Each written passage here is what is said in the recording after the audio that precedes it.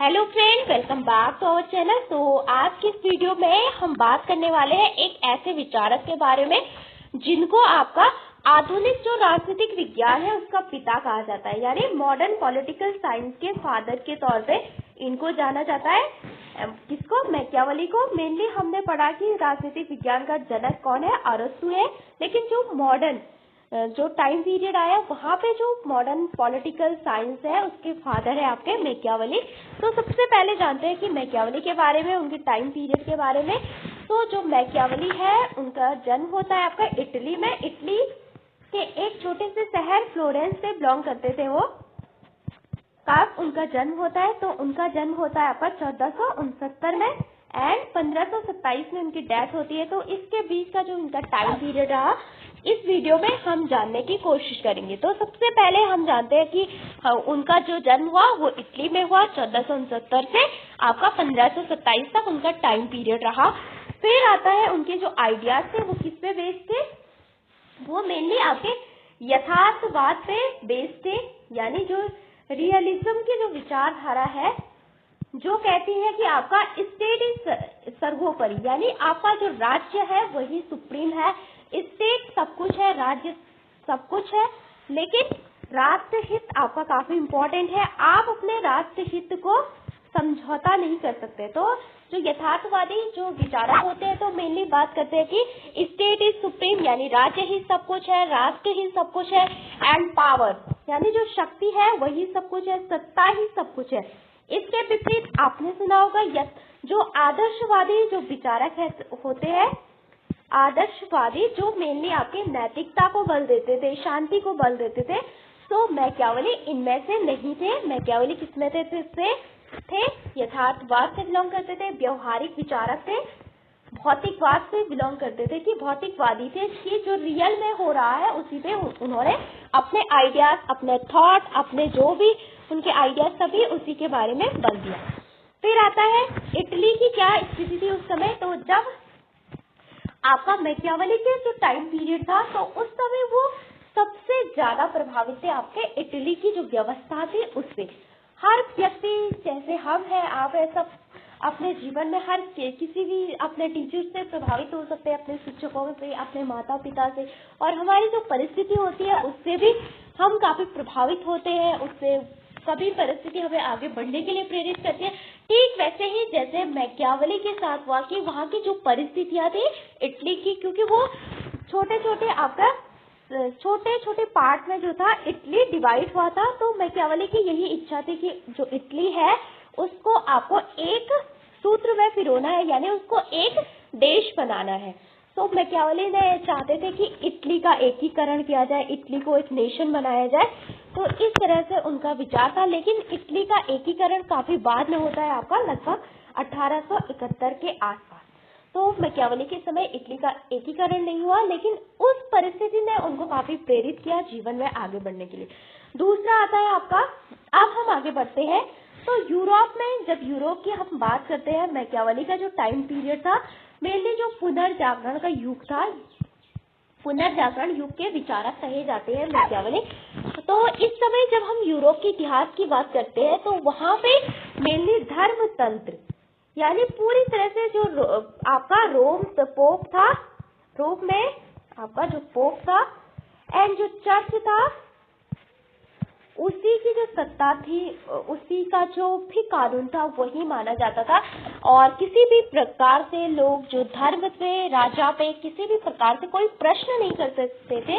And यहाँ पे लोगों के साथ चाहे कितना भी अत्याचार हो तो लोग ये मानते थे कि वो सब क्या है, भगवान की इच्छा से है, सब ईश्वर की इच्छा है एंड सब उनके कर्मों का फल है। इस तरह से उनको जो प्रश्न करने की कोई शक्ति नहीं थी, राजा के खिलाफ कुछ भी नहीं बोल सकते थे, ना ही कोई तर्क कर सकते थे। तो यहाँ पे जो व्यवस्था थी धर्म तंत्र की, राजशाही की, चर्च की, तानाशाही की, तो उसने उन लोगों के सभी जीवन के सभी क्षेत्रों को प्रभावित किया, चाहे वो उनका सामाजिक क्षेत्र हो, चाहे वो उनका आर्थिक क्षेत्र हो, चाहे वो उनका सांस्कृतिक क्षेत्र हो। तो जीवन के हर क्षेत्र में किसका प्रभाव था? आपका धर्म का प्रभाव था, चर्च का प्रभाव था, आपका जो राजशाही वहां पे चल रही थी। तो धर्म में मेनली यही होता है कि जो धर्म था वहां पे किसी भी प्रकार का कोई प्रश्न करने की शक्ति नहीं थी, ओनली विश्वास और भरोसे पे चलते हैं। कोई तर्क नहीं कर सकते आप, कोई इरेशनल तर्क नहीं कर सकते, किसी भी प्रकार का लॉजिक यहाँ पे नहीं चलता था। पूरी तरह से जो भी हो रहा आपके साथ सब ईश्वर की इच्छा से हो रहा है, ये मान के बैठते थे। लेकिन इसके बाद जो व्यवस्था है वो धीरे धीरे परिवर्तित होती है अंधकार युग के बाद, यानी इस पीरियड को कहा जाता है आपका अंधकार युग। तो ये अंधकार युग चलता है आपका पांचवी शताब्दी से आपका 14 शताब्दी तक। ये पीरियड जो कि पूरी तरह से आपका चर्च, पोप, रोम इसके अनुरूप ही घूमता था। तो इससे पहले अगर जाओ, इस टाइम पीरियड से पहले तो यहाँ पे रोमन साम्राज्य हुआ करता था। तो बहुत सारे रिपब्लिक, पूरी तरह रिपब्लिकन बेस्ड प्रजातंत्रवादी व्यवस्था थी वहाँ पे। और उससे आगे अगर जाओ तो प्लेटो, एरिस्टोटल का जो टाइम पीरियड रहा वो भी काफी अच्छा था। वहाँ पे भी पूरी तरह से लोकतंत्र पे आधारित, प्रजातंत्र पे आधारित इस तरह की जो व्यवस्था हुआ करती थी वो थी। लेकिन मध्यकाल एक ऐसा है जहाँ पे 5वीं शताब्दी से लेकर 14वीं शताब्दी तक यूरोप में पूरी तरह से धर्म का बोलबाला था। वहाँ पे धर्म के अनुसार ही सब कुछ होता था। लोगों को किसी प्रकार की कोई आजादी नहीं थी, अपने विचारों को व्यक्त करने की स्वतंत्रता नहीं थी। लेकिन उसके बाद पुनर्जागरण का युग स्टार्ट होता है 1480 में। तो यहाँ पे बहुत सारे नई नई थिंकर का उदय होता है। जैसे आपने सुना होगा ज्ञानोदय का जो युग था, ज्ञानोदय का जो काल था, यहाँ पे जैसे जॉन लॉक आते हैं आपके, एंड वोल्टेयर आते हैं। फिर आपका रूसो के जो विचार है आपके, माइकल एंजेलो है आपका, एंड उसके बाद आता है जो लियोनार्डो डी विंची, जिन्होंने अपनी पेंटिंग के माध्यम से, अपने चित्रकला के माध्यम से बहुत सारे लोगों को प्रेरित किया। फिर मैकियावेली भी इसी पीरियड से यहीं पे बिलोंग करते हैं। तो यहाँ पे जब लोगों के अंदर तर्क करने की क्षमता का फिर से पुनर्जन्म होता है, लॉजिक का रीबर्थ होता है, तर्क का पुनर्जन्म होता है, लोग अपने प्रश्नों के आधार पर अपने सवालों के जवाब ढूंढकर आगे बढ़ते हैं। तो फिर से एक बार लोगों ने अपने प्रश्नों के आधार पर अपने जीवन को चलाना शुरू करते हैं पुनर्जागरण युग के बाद। उस दौरान जब मध्यकाल समाप्त होता है तो फिर से नई नई व्यवस्थाओं का उदय होता है। तो इस समय मैकियावेली कहते हैं कि जो नया व्यक्ति है, यानी जो आधुनिक व्यक्ति है, और आधुनिक जो नेशन स्टेट का, यानी आधुनिक जो राष्ट्र राज्य व्यवस्था है, उसका प्रारंभ भी आपका यहीं से होता है, आधुनिक राज्य और आधुनिक व्यक्ति। तो आधुनिक राज्य होगा जो कि मध्यकाल के बाद ट्रांसफर होके आपका पुनर्जागरण युग में आया है। तो यहाँ पे जो व्यक्ति होगा वो काफी महत्वाकांक्षी होगा एंड आत्म प्रेरित होगा, स्वहित से प्रेरित होगा कि उसको क्या करना है, कैसे आगे बढ़ना है, अपने कैसे सवालों का जवाब ढूंढना है, एंड अपने जो लॉजिक के आधार पे अपने जीवन के लक्ष्य को तलाशना है, जो कि काफी महत्वाकांक्षी था, आगे बढ़ना चाहता था, प्रतिष्ठा पाना चाहता था, फेम पाना चाहता था, एंड आत्म गौरव से प्रेरित था। फिर आते हैं आपके इनकी कुछ इम्पोर्टेंट बुक्स है, जैसे कि प्रिंस हो गया एंड डिस्कोर्स हो गया। यहाँ पे जो डिस्कोर्स है, यहाँ पे वो रिपब्लिकन का जो आइडियाज है उसको देते हैं। ये आपके जो बुक्स है यहाँ पे वो सामंतवाद जो कि लैंडलॉर्ड हुआ करते थे, बड़े बड़े जो जमीनें थी इनके पास, जो कि बड़े बड़े लैंड के मालिक हुआ करते थे, उनकी आलोचना करते हैं। फिर कुलीन तंत्र, यानी जो फ्यू पीपल्स होते हैं, यानी कुछ लोग जब बहुत सारे लोगों पर शासन करते हैं तो उसे कहा जाता है कुलीन तंत्र। तो इसमें उन्होंने जो कुलीन तंत्र एलिट क्लास है उसकी भी आलोचना की, और फ्यूडलिज्म जो सिस्टम था यूरोप में उसकी भी आलोचना की। दूसरा आता है प्रिंस में यहाँ युद्ध कला के बारे में एंड शासन के बारे में राजा को सलाह दी कि जो प्रिंस है उसको किस प्रकार से राज्य की सुरक्षा करनी है, कैसे उसके लिए राष्ट्रहित, राज्य सर्वोपरि है, उसके नागरिकों की इच्छा नहीं, उस सुरक्षा काफी इम्पोर्टेंट है। फिर आता है उनकी book the art of war, यहाँ पे शासन कला से संबंधित है ये बुक। फिर आता है हिस्ट्री ऑफ फ्लोरेंस, जैसे कि मैंने बताया कि जो इटली था वो छोटे छोटे प्रोविंस में आपका डिवाइड था, छोटे छोटे भागों में बटा हुआ था, और वहाँ पे मैकियावेली चाहते थे कि इटली का एकीकरण किया जाए। अब उनके कुछ विचारक, जैसे कि मैंने बताया कि ये मेनली क्या है, यथार्थवादी विचारक है, व्यवहारवादी है, यानी भौतिकवादी है, जो मेनली प्रैक्टिकल, जो व्यवहारिक में हो रहा है उसी पे ध्यान देते हैं। संघर्ष जो भी है युद्ध, पावर, इन पे सब पे ध्यान देते हैं कि शक्ति संतुलन किस तरह से करना है, इस पे बल देते हैं। दूसरा आता है आपका इनके कुछ महत्वपूर्ण आइडियाज है। तो सबसे पहले उन्होंने अपने धर्मनिरपेक्षता का विचार दिया। तो धर्मनिरपेक्षता का जो विचार है यूरोप में मैकियावेली से ही आपका प्रारंभ होता है, क्योंकि इससे पहले जो धर्म तंत्र था यूरोप में लगभग 5वीं से आपका 14वीं शताब्दी तक। तो मैकियावेली ने कहा कि हमको जो नैतिकता है उसको क्या करना है, राज्य से पृथक करना है, दोनों के मध्य अलगाव पैदा करना है। तो उन्होंने धर्मनिरपेक्षता का विचार दिया कि नैतिकता जो कि धर्म से आती है, तो एक व्यक्ति जो है वो नैतिकता के लिए अपने जीवन का बलिदान कर सकता है, अपना बलिदान कर सकता है, लेकिन जो एक राजा है उसके लिए नैतिकता दूसरी है। वो अपने जो नैतिकता है उसके लिए अपने राष्ट्र का बलिदान नहीं कर सकता है, क्योंकि एक व्यक्ति जिसके ऊपर राष्ट्र की जिम्मेदारी नहीं है बल्कि एक राजा पे काफी राष्ट्र की जिम्मेदारी है, अगर वो नैतिकता के आधार पर समझौता करता है तो इसमें राष्ट्र का पतन होना सुनिश्चित है। इसलिए उन्होंने कहा कि राजा को नैतिकता से अलग रहना चाहिए, उससे धर्म से अलगाव रखना चाहिए। बल्कि उन्होंने धर्म का विरोध नहीं किया, ओनली चर्च का विरोध किया था मैकियावेली ने। आप उनके कुछ की आइडियाज है जैसे कि एंड जस्टिफाई द मीन्स। उन्होंने कहा कि साधन कैसा भी हो, अगर आपका लक्ष्य, आपका परिणाम अच्छा है तो साधन से कोई फर्क नहीं पड़ता है। परिणाम अच्छा होना चाहिए, साधन कैसा भी हो इससे कोई प्रभाव नहीं पड़ता है। इसके विपरीत हमने पढ़ा कि जो महात्मा गांधी थे उनका मानना था कि आपका साधन भी पवित्र होना चाहिए, एंड अगर आपका साधन पवित्र होगा तो आपके लक्ष्य की पवित्रता आपके साधन की पवित्रता के पे डिपेंड करती है, या कि आपके जो लक्ष्य है आपका साधन कितना पवित्र है उस पर डिपेंड करता है। लेकिन मैकियावेली इसके ठीक विपरीत थे। उनका कहना था कि कोई फर्क नहीं पड़ता कि आपका साधन कैसा भी हो, लेकिन आपका परिणाम सही होना चाहिए, यही सत्य है। एक प्रैक्टिकल थिंकर थे। दूसरा है कॉन्सेप्ट ऑफ पावर। इनका मानना था कि पावर, सत्ता ही सर्वोपरि है, सत्ता ही सब कुछ है। और जैसे कि हम इस सेंस में ले सकते हैं कि बहुत सारे राजनीतिक विचारक, बहुत सारे राजनीतिक जो पॉलिटिक्स में जो लोग होते हैं, चाहे वो मंच पे किसी भी प्रकार का उन्होंने कहा कि वो भाषण दे, लेकिन उनके अंदर हमेशा ये द्वंद्व चलता रहता है कि कहीं पावर को कैसे मेंटेन रखा जाए, पावर को, सत्ता को कैसे संभाला जाए, सत्ता को मतलब अपने से दूर नहीं होना नहीं कर सकते हैं वो। तो इस तरह से उन्होंने कहा कि सत्ता, power is very important and other चीज उतनी इम्पोर्टेंट नहीं है। नेशनल इंटरेस्ट पे भी काफी बल देते हैं। राष्ट्र हित ही सर्वोपरि है, राष्ट्र हित आपका महत्वपूर्ण है। अपने राष्ट्र के लिए आप नैतिकता सब कुछ का बलिदान कर सकते हैं। तो ये थे मैकियावेली के कुछ इम्पोर्टेंट थॉट। अब जानते हैं उनका कुछ। फिर आता है उनका प्रिंस।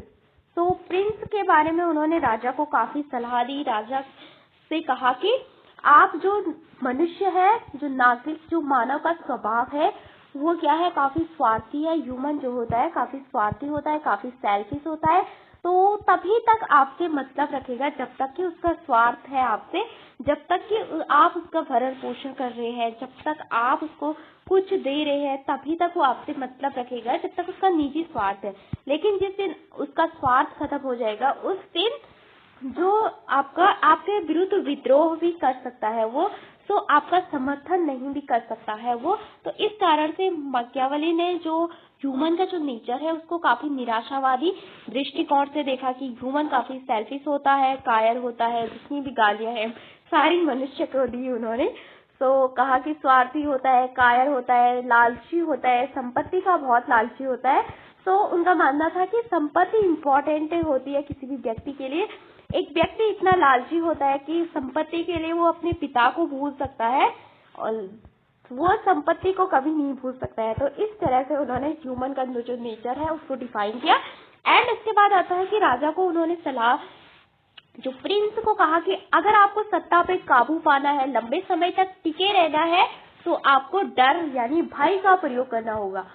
अगर आप प्रेम का प्रयोग करते हैं, प्यार का प्रयोग करते हैं, तो वो बहुत कम समय के लिए लोग आपके साथ रह सकते हैं। लेकिन जब आप भय का प्रयोग कर सकते हैं तो लोग हो सकता है कि आपके साथ हमेशा के लिए रहे, लेकिन प्यार के प्रयोग में 2 दिन, 3 दिन, 10 दिन, 15 दिन रह सकते हैं। इसका कारण उन्होंने बताया कि प्यार हमें धोखा दे सकता है लेकिन डर हमें धोखा नहीं दे सकता है। इस तरह से उन्होंने डिफाइन किया। फिर आता है फोर्स। फोर्स उनके लिए काफी इम्पोर्टेंट है कि बल प्रयोग ही इम्पोर्टेंट, यानी फोर्स काफी इम्पोर्टेंट है। अगर किसी से अपनी बात मनवानी है तो फोर्स का प्रयोग करना चाहिए। अगर जैसे कि वर्तमान समय में हम देखते हैं जैसे कि यूएस के द्वारा इंडिया पे काफी टैरिफ लगाया जाता है, काफी फोर्स किया जाता है उस पर अपनी बात मनवाने के लिए कि इंडिया कहीं रशिया की तरफ ना चले जाए, कहीं चाइना की तरफ नहीं चली जाए। तो इस तरह से बहुत सारे टैरिफ जो यूएस है मतलब अपने पैसों के लिए इस तरह से पावर का इस्तेमाल करके इस तरह से प्रयोग करता है। ओके, तो टैरिफ पे टैरिफ कभी 25 खेल रहा है, कभी 50। तो डोनाल्ड ट्रंप की जो नीति है, तो इसे कहते हैं आप पावर, यानी फोर्स का प्रयोग करना, भय का प्रयोग करना, बल का प्रयोग करना। तो पावर के द्वारा आप कुछ भी कर सकते हैं, शक्ति संतुलन कुछ भी। तो पावर पे उन्होंने काफी बल दिया मैकियावेली ने। अब आता है उनकी कुछ important idea, speed is supreme. अब उनकी बुक्स के बारे में जानते हैं। तो यहाँ पे उनकी बुक का एक लिस्ट दिया गया है। द आर्ट ऑफ वॉर उनकी पहली बुक थी। तो द आर्ट ऑफ वॉर जो इनकी ये बुक थी, यहाँ पे उन्होंने राजा की जो युद्ध शासन कला इनके बारे में कहा। हिस्ट्री ऑफ फ्लोरेंस, इटली के बारे, इटली का जो इतिहास था, फ्लोरेंस का जो इतिहास था उसके बारे में कहा। द प्रिंस में उनकी काफी इंपॉर्टेंट बुक है। एंड इसके बाद आते हैं डिस्कोर्स ऑफ लिवी, जहाँ पे उन्होंने गणतंत्रवाद का समर्थन किया, प्रजातंत्रवादी जो व्यवस्था है उसका समर्थन किया। जो आपका सामंतवाद चल रहा था यूरोप में कि बहुत सारे जो सामंत थे, जैसे कि सपोज इस तरह से समझ लीजिए ये आपका ये किंग है, ये राजा है। तो इसमें बहुत सारे सामंत बने हैं, बहुत सारे लैंडलॉर्ड बने हैं। तो इनके पास बहुत सारी जमीन है, बहुत सारे जमीन का टुकड़ा है। तो ये किसानों का शोषण करते हैं, ये बहुत लोगों को पर बहुत अत्याचार करते हैं। तो इसका उन्होंने विरोध किया है, सामंतवाद का। एंड दूसरी ओर उन्होंने विरोध किया है किसका, आपका जो कुलीन तंत्र होता है कि फ्यू पीपल्स, समाज के कुछ लोग बहुत सारे लोगों पे शासन करते हैं। जैसे कि आपने देखा होगा ब्रिटिशों के समय लगभग आपके 300-400 अंग्रेज थे जिन्होंने लगभग 30 करोड़ भारतीयों पे शासन किया। तो इस तरह से हम समझ सकते हैं कि कुलीन तंत्र मतलब बहुत कम लोग बहुत सारे लोगों पे शासन करते हैं। तो ये था कुलीन तंत्र। तो ये था आपका मैकियावेली के बारे में कि उनका टाइम पीरियड कहाँ से स्टार्ट होता है। तो 1469 में और 1527 तक उनका टाइम पीरियड रहता है। आधुनिक राजनीतिक विज्ञान के पिता कहा जाता है। और असल में जो राजनीतिक विज्ञान के पिता है वो तो कौन है, एरिस्टोटल है, अरस्तु है। एंड आधुनिक राजनीतिक विज्ञान के पिता मैकियावेली है। इटालियन थिंकर थे, इटली को एक करना चाहते थे। उनका मानना था कि इटली को छोटे छोटे पार्ट में हम उस पर अच्छे से शासन नहीं कर पाएंगे, इसलिए वो चाहते थे कि इटली का एकीकरण हो। इसके काफी अच्छा है। फिर आता है वहाँ पे जो धर्म तंत्र था यूरोप में 5वीं से आपका रिवीजन करते हैं एक बार 14वीं सदी तक। तो यहाँ पे पूरी तरह धर्म के अकॉर्डिंग हर व्यवस्था चलती थी। सामाजिक क्षेत्र, राजनीति से शिक्षा वगैरह सब कुछ धर्म के अनुसार। लोगों को तर्क करने की किसी भी प्रकार की कोई स्वतंत्रता यहाँ पे नहीं थी। लोग धर्म के अकॉर्डिंग ही चलते थे। धर्म में ओनली विश्वास भरोसा जो होता है सभी उसी के अकॉर्डिंग चलते थे। धर्म पे आप सवाल नहीं उठा सकते हैं, कोई तर्क नहीं कर सकते हैं। तो जो भी होता है सब ईश्वर की इच्छा से तो ये मानते थे। फिर आता है 14वीं शताब्दी, बहुत सारे नए नए विचारक आते हैं, अपने आइडियाज देते हैं, लोगों को प्रेरित करते हैं कि राजशाही आप पे इतने ज्यादा अत्याचार कर रही है, कैथोलिक चर्च आप पे इतना ज्यादा अत्याचार कर रहा है, तो आपको आवाज उठानी चाहिए। तो बहुत सारे थिंकर लोगों को उनके विचारों को प्रभावित करते हैं। तो इस तरह से जो लोग होते हैं वो तर्क करना प्रारंभ करते हैं। तो मैकियावेली यहाँ से आपका एक आधुनिक व्यक्ति और आधुनिक राज्य का उदय होता है आपके 14वीं शताब्दी के बाद। तो मैकियावेली ने अपने आइडियाज में उन्होंने जो भी अपने आसपास की जो परिस्थितियां थी उसके द्वारा जो उनका एक्सपीरियंस थी उन्हीं के आधार पे मानव के स्वभाव को कहा कि ह्यूमन काफी स्वार्थी होता है एंड आत्महित से प्रेरित होता है, कुछ हमेशा प्रतिष्ठा, सम्मान, फेम वगैरह पाना चाहता है, संपत्ति पाना चाहता है। तो इस तरह से उन्होंने ह्यूमन को डिफाइन किया। तो यहाँ से एक नई व्यक्ति का उदय हुआ तो जो कि काफी प्रेरित है, जीवन में फेम पाना चाहता है, इसलिए फिर राजा को सलाह दी कि ह्यूमन स्वार्थी होता है। इस तरह से इनके जो आइडियाज थे। तो आज हमने मैकियावेली के बारे में पढ़ा। तो ऐसे ही हम हर थिंकर के बारे में छोटी छोटी वीडियो और फटाफट में पढ़ेंगे। ओके, तो thank you for watching this video.